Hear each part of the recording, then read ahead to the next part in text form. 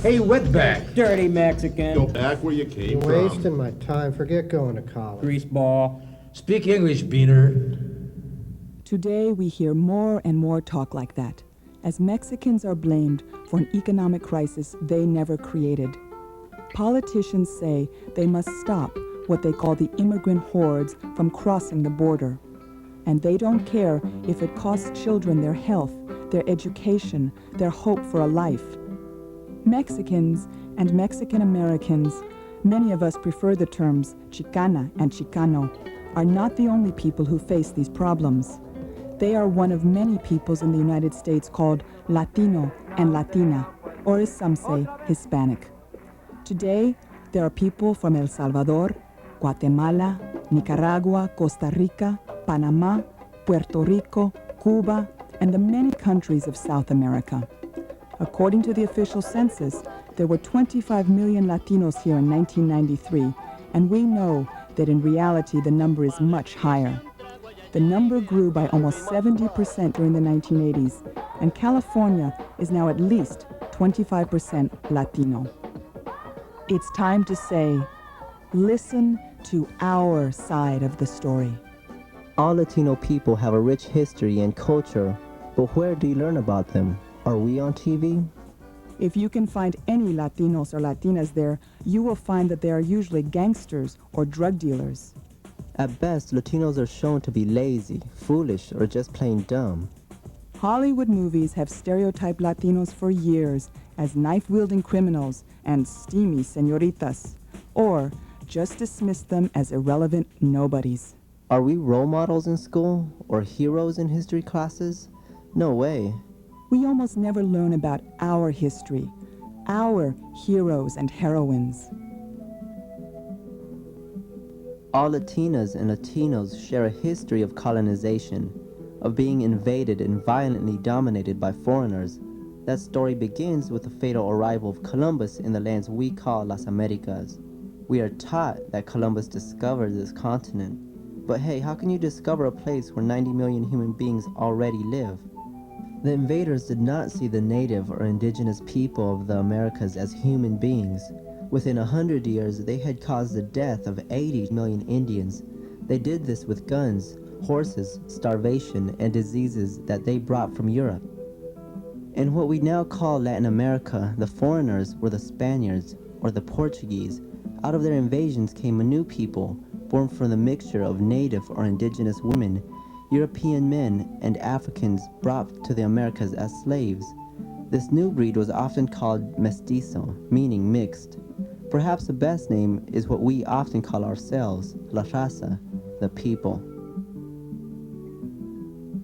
Raza are mostly of indigenous origin. Scholars think that 20 million Indians lived in what is now Mexico, that about 300,000 Spaniards went there, and 250,000 Africans. Over the centuries, the indigenous influence has been strongest in Mexico and Central America. You can see that in the way Raza live, eat, celebrate, and often how we look. Of all Latinos, it is los Mexicanos who have the longest history in what's now called the United States. Almost a third of the United States used to be part of Mexico. Before that, of course, it was the land of native tribes, pueblos, and nations. Today, the Southwest still has many places with Spanish names, like Los Angeles, San Antonio, San Luis, Albuquerque. And just think about people's favorite foods, burritos and tacos, or the names of cars. You can buy a Fiesta or an El Dorado. And music?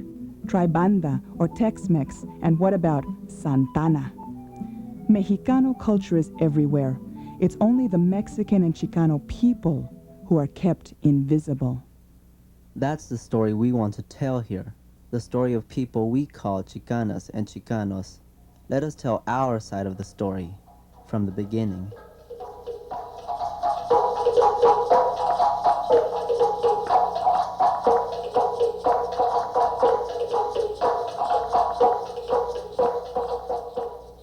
Chicano roots go back to ancient Mexico and what is now Central America before the arrival of people from Europe.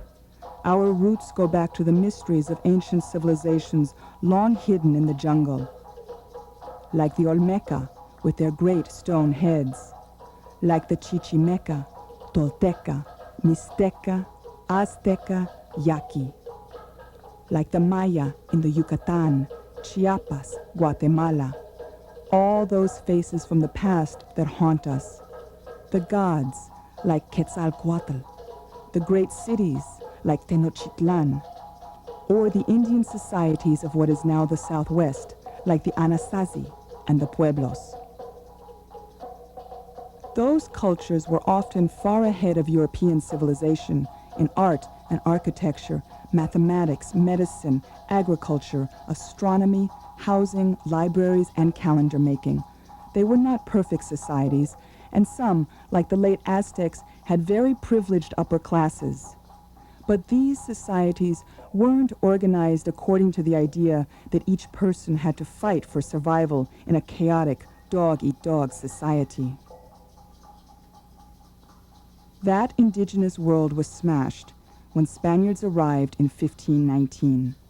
At the time, European countries like England and Holland had begun to grow rich from trading with people in Asia and Africa. They were finding new sources of wealth.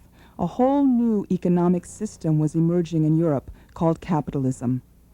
Columbus's so-called discovery of America gave Spain a chance to compete with those other countries. Above all, Spain wanted gold. When the Spaniards came, the Aztecs, led by Cuauhtémoc, fought back bravely, but they could not defeat the gold-hungry invaders. Aztec leaders were burned alive or hanged. To the invaders, such cruelty and exploitation seemed perfectly normal and even justifiable. Sad to say, the Catholic Church supported the invaders, although a few priests tried to help the Indians. Indigenous people were worked like slaves in the mines and workshops set up by the Spanish rulers. The native women were raped. It was a time of death and destruction, tears and terror.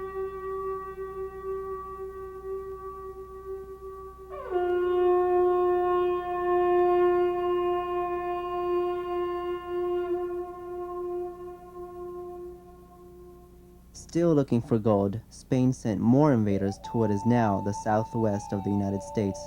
In New Mexico, Pueblo people supported by mestizos rose up in the Great Rebellion of 1680. They drove the Spaniards out for 12 years. During the 1700s, the church set up missions in California, huge plantations that depended totally on enslaved Indian labor. In Arizona and Texas, the Spaniards met fierce resistance from the Apaches and other tribes. Then, in 1821, Mexico won its independence from Spain. Father Hidalgo launched Mexico's rebellion on September 16th, now celebrated as Mexican Independence Day. The troops in that war were mostly Indian. A favorite symbol of the struggle was the Virgen de Guadalupe, the dark-skinned Virgin Mary. La Raza could relate to her, and her image continues to be found in many of today's struggles.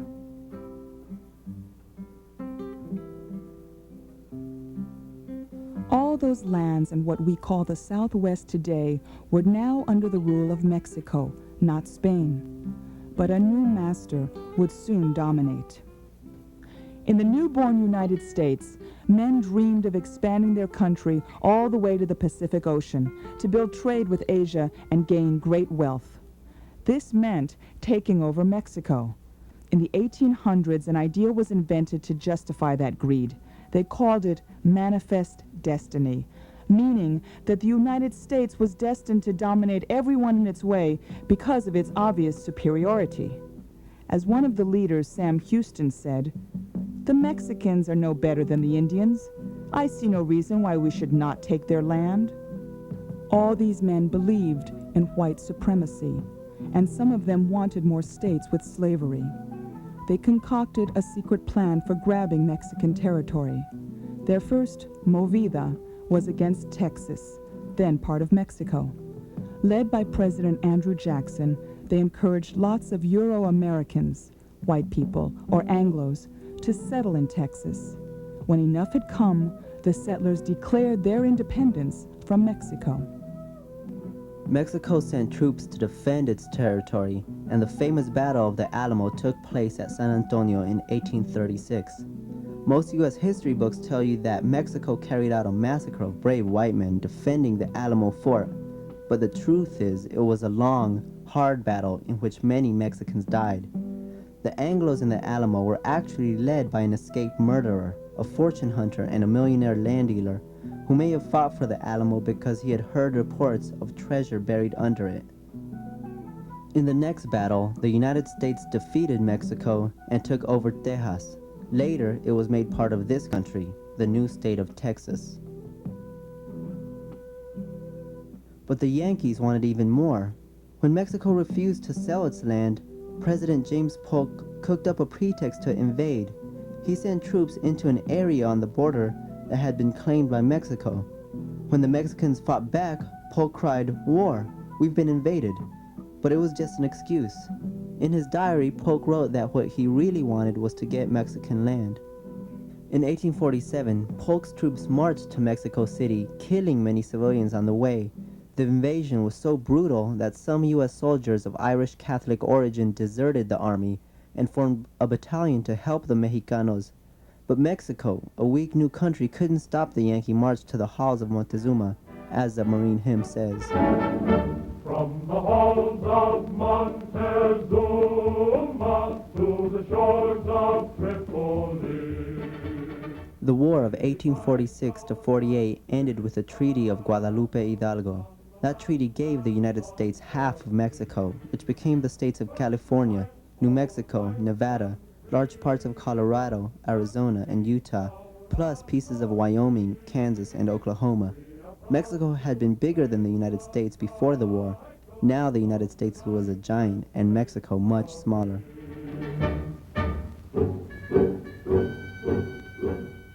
In the treaty, the Yankees promised that any Mexicans who stayed would have all the rights of U.S. citizens. Their property, liberty, and religion would be respected. But those promises were broken overnight. The new rulers grabbed almost all land held by Mexicans, millions of acres, by trickery and violence. They also took over our skills, like those of the cowboy or vaquero. You can tell this from the Spanish words still used in cattle raising, like lazo, corral, rodeo. The Anglo invaders also adopted our transportation systems, like the mule train, and our architecture, like building with adobes. In fact, they would have had trouble surviving without raza and Indian know-how.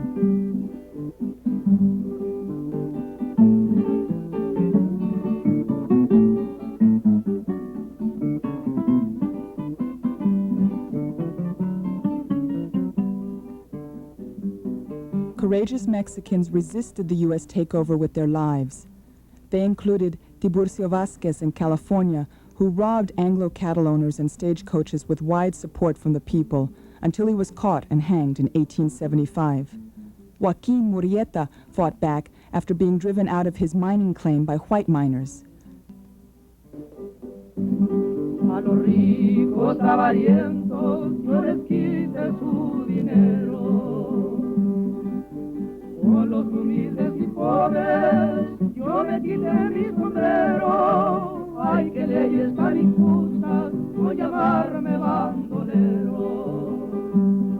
A Murrieta no le gusta lo que hace no es desmentir. Texas had guerrilla fighters like Gregorio Cortés, who was persecuted because of a deputy's mistake and finally captured. Gregorio Cortés, con su pistola en la mano, no corran rinches cobardes con un solo mexicano. Tiró con rumbo al Laredo sin ninguna timidez. Síganme rinches cobardes, yo soy Gregorio Cortés. In New Mexico, El Fego Baca once held off 80 white men shooting at him for 36 hours. The Anglos called these fighters bandits, but to poor Mexicanos, they were heroes. In occupied America, as it has been called, ordinary people also resisted with secret organizations like Las Gorras Blancas, with Spanish-language newspapers, and with cultural traditions that gave them unity. The invaders used force everywhere to crush any kind of resistance by women as well as men. A Mexican woman named Josefa, sometimes called Juanita, was lynched at Downeyville, California in 1851 by Anglo gold miners. Lynching Mexicans was common. It happened for most of the same reasons as the lynching of black people in the South. To keep the oppressed under control. The lynchings were a kind of terrorism to prevent people from rebelling. All through those years, the U.S. government treated Mexicans like a colonized people, without respect. We were made strangers in our own land. Mexican language, food, architecture, and music were still there, but the signs said things like, "No dogs or Mexicans allowed." Back in Mexico itself, the people fought hard against a new invader, France. Napoleon III wanted to make Mexico a colony and sent troops. Mexicanos defeated the French on May 5, 1862, at Puebla, our Cinco de Mayo. Later, the French were able to impose Emperor Maximilian and Empress Carlota for a few years. Finally, under the leadership of President Benito Juarez, a Zapotec Indian, Mexico drove them out. But a new invader was waiting in the wings. This one came with dollars. Encouraged by President Porfirio Diaz, U.S. investors took control of Mexico's economy, its railroads, industries, much wealth. At the same time, Mexican landlords were driving peasants off the land and capitalist bosses were squeezing workers. The poor got poorer and the rich got richer. Something had to change.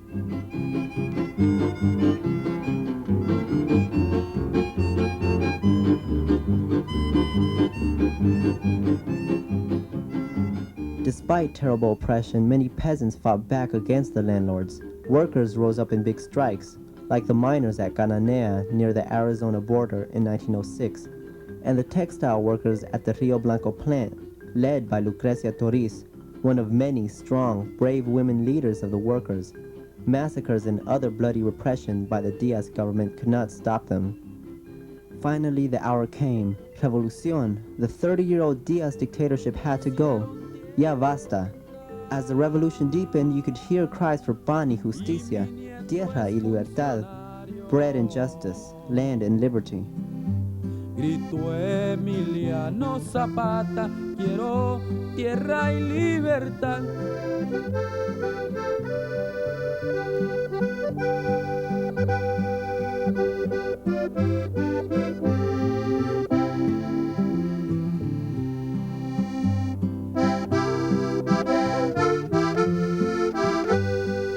The heroes of that revolution are close to Chicano hearts. We remember General Emiliano Zapata fighting in the South with thousands of peasants at his side. Pancho Villa te llevo grabado en la mente y en el corazón. Y aunque a veces te vi derrotado por las fuerzas de Álvaro Obregón, siempre anduve como fiel soldado hasta el fin de la revolución. We remember General Pancho Villa in the north. The best U.S. generals couldn't catch him.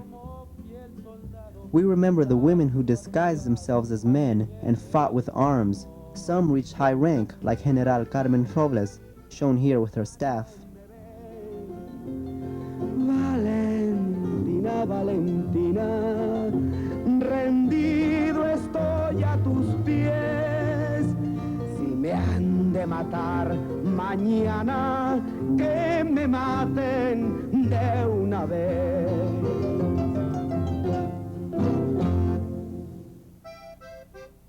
We remember the thousands of women with names like Valentina and Adelita who worked alongside the troops as cooks, nurses, messengers, soldaderas of many different skills. We remember the children who also fought in this long struggle. And we remember Mexicanos living in the United States who supported the revolution, like the brothers Enrique and Ricardo Flores Magón. They had been exiled from Mexico. Ricardo organized workers in this country and edited an influential newspaper called Regeneración. The revolution won land for some of the peasants, at least for a while. It was also a time of great suffering. 1 million civilians died in the struggle. This hardship made many Mexicanos think about moving north to the United States for work. At the time, U.S. industry was growing fast and had an urgent need for labor. So Mexicans were contracted to work in El Norte. El 28 de abril a las 6 de la mañana salimos en un enganche para el estado de Pensilvania. By 1920, over 400,000 had come north. Raza worked as far east as Pennsylvania in the steel mills and as far west as the farms of the Yakima Valley in Washington state. Adiós estado de Texas con toda su plantación. Ya me voy pa' Pensilvania por no piscar algodón. Raza worked in the slaughterhouses of Chicago. Raza worked on the railroads all over the West. Adiós Foro West y Dallas, pueblos de mucha importancia. Ya me voy pa' Pensilvania por no andar en la vagancia. Above all, Raza worked in the fields, en los files. Nobody should ever forget that the food you eat comes from those fields. Chances are that any fruit or vegetable you eat has been grown by a Mexican. Mexicanos have done this work under terrible conditions. They had to use tools like the cortijo, the short-handled hoe, which kept you bent over all day long. Up to California, from Mexico you come to the Sacramento Valley to toil in the sun. Your wife and 7 children, they're working every one. Along with Chinese, Filipino, and other workers brought here, Mexicanos built the wealth of the Southwest. It was their labor that made the owners rich. Some of those owners testified before Congress in the 1920s that Mexican labor was vital to the development of agriculture and industry, valued at $5 billion. But still they thought 2 cents an hour was a good enough wage for Mexicans and Chicanos. You fought for union wages, and your fight has just begun. You're a proud man, you're a... Raza workers began to revolt against their miserable wages and working conditions. Cries of huelga, strike, began to sweep the West, from Arizona to Idaho, Michigan to California. Thousands of workers walked off the job, refusing to work. Viva la huelga! In 1913, Mexicanos working at the Rockefeller mine in Ludlow, Colorado went on strike. When the bosses took the workers' housing away, they had to move into tents. One day, Rockefeller had company guards and the state militia open fire on those tents. It was a massacre. 18 people, including 8 Chicano children, were machine-gunned to death.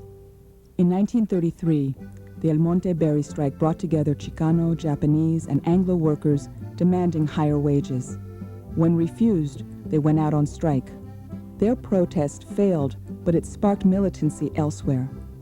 That year, 15,000 cotton workers struck in the San Joaquin Valley of California to protest a pay rate of only 60 cents for every 100 pounds. Growers ambushed workers as they left a meeting, killing several. Then police called it a riot and arrested the workers' leaders. Strikes spread like wildfire in the 1930s. Pecan workers at 130 plants in San Antonio, Texas walked out. They were led by Emma Tenayuca, who was barely 20 years old. The strikers did not stop, even though police attacked them with tear gas. Then came the Depression. The U.S. economy crashed, banks closed, people couldn't find work and went hungry. The bosses wanted somebody to blame for this economic crisis. Our unemployment problem was transferred to the United States from foreign lands. And if we had refused admission to the 16,500,000 foreign-born in our midst, there would be no serious unemployment problem to harass us. So they scapegoated Mexican immigrants just as they do today. The government put 500,000 so-called aliens on trains to Mexico by force. Many of them had been born in this country. Many were U.S. citizens. During all these years, Mexicanos were depicted as dumb, lazy, criminal, and sneaky. These images of raza serve to keep people's minds chained. These images tell Mexicanos in the U.S. how to see themselves. They tell the rest of the world how to see Mexicanos and Chicanos. So, if it's a Mexican in the old days, the person is romantic and colorful. If it's a Mexican today, you see a wetback or a gangster. Whatever the stereotype, Chicanos aren't quite human, right? All this was part of being colonized by the United States. All this is part of the racism raza has faced in the schools, hospitals, factories, courts, the whole sistema. But we weren't going to accept racism forever. Workers formed unions, communities formed mutual aid societies, professionals formed organizations like LULAC, the League of United Latin American Citizens. The raza tradition of community resistance continued to grow all through the 1930s. The story of Chicanos and Chicanas that we have just told you hasn't been taught in school to young raza or anybody else. It is our American history. Students are told that American history is the Pilgrims and the Mayflower and George Washington. But what about the Native Americans whose land was stolen? What about the Mexicans who were robbed and treated like a colony? What about the enslaved Africans? What about the Chinese, the Filipinos, and other Asian and Pacific Islanders who all built this country? What about the millions of Anglo workers who have enriched men with names like Vanderbilt and Rockefeller? Today, raza say, we demand that these other histories be recognized and taught. We demand to learn them. Thousands of junior high and high school students, as well as college students, have been making that demand.